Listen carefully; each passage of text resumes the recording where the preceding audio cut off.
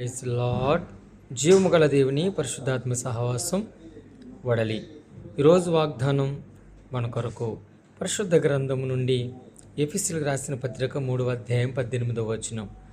మీరు దేవుని సంపూర్ణత యందు పూర్ణులగుదురు. మీరు దేవుని సంపూర్ణత యందు పూర్ణులగుదురు. ప్రియమైన దేవుని బిడ్డలారా, ఈరోజు విన్న వాక్యం కొరకు అలాగే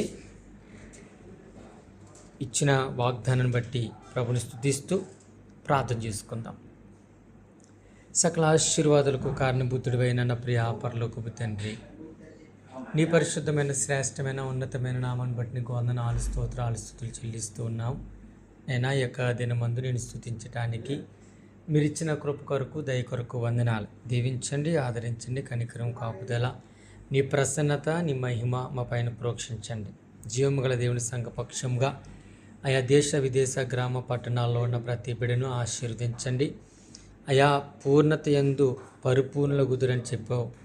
మేము ఏ విషయంలో పరిపూర్ణతలుగా లేమో, పరిపూర్ణతలోనికి నడిపించబడలేకపోతున్నామో అయ్యా, వాటన్నిటిలోంచి విడిపించి పరిపూర్ణత కలిగి నీ కొరకు జీవించే భాగ్యత ఇచ్చామని యేసుక్రీస్తు అతి పరిశుద్ధ నామములో ప్రార్థించుకుంటూ వేడుకుంటున్నా ప్రియ పరలోకపు తండ్రి.